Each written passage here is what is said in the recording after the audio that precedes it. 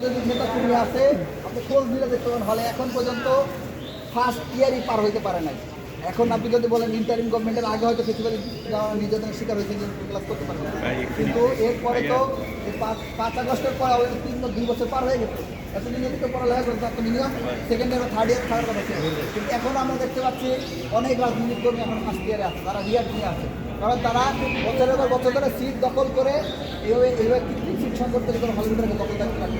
তা আমরা ছেলের অবসান চাই।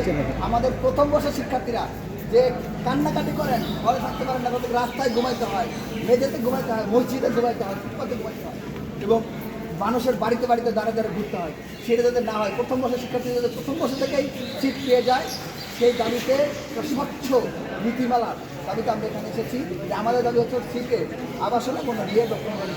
আপনারা জানেন আমাদের জুলাই গণঅভ্যুত্থান পরবর্তী সময়ে ঢাকা বিশ্ববিদ্যালয় শিক্ষার্থীরা একটা স্বচ্ছ সিট নীতিমেলার ব্যাপারে দীর্ঘ সময় ধরে আন্দোলন করে গেছে, এবং ডাকসুতে আমরা নির্বাচিত হওয়ার পরে আমরা 10 বারের অধিক শুধুমাত্র একটি স্বচ্ছ সিট নীতিমালা প্রণয়নের জন্যই মাননীয় উপাচার্য মহোদয় এবং তার সংশ্লিষ্ট দপ্তরে আমরা বারবার গিয়েছি।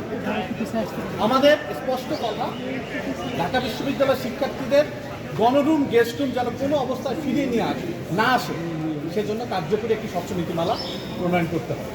আপনারা জানেন আমাদের একটি নীতিমালা ছিল জুলাই পরবর্তী, সেই নীতিমালায় 10 এবং 11 নম্বর পয়েন্টে সুস্পষ্টভাবে বলা আছে, যদি কোনো শিক্ষার্থী অনার্সে দ্বিতীয়বার রিয়াদ নিতে চান এবং মাস্টার্সের ক্ষেত্রে একবার যদি রিয়াদ নিতে চান, তাহলে তার সিট বাতিল হওয়ার সাপেক্ষে তিনি রিএডমিশন নিতে পারবেন। অর্থাৎ তার সিটটি হলে থাকবে না, এই অবস্থায় তিনি রিএডমিশন নিতে পারবেন।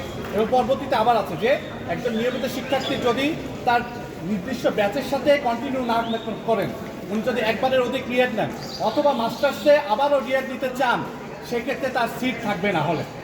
তিনি রিয়াদ দিতে পারবেন, ক্লাস করতে পারবেন, কিন্তু তার হলে সিট থাকবে না।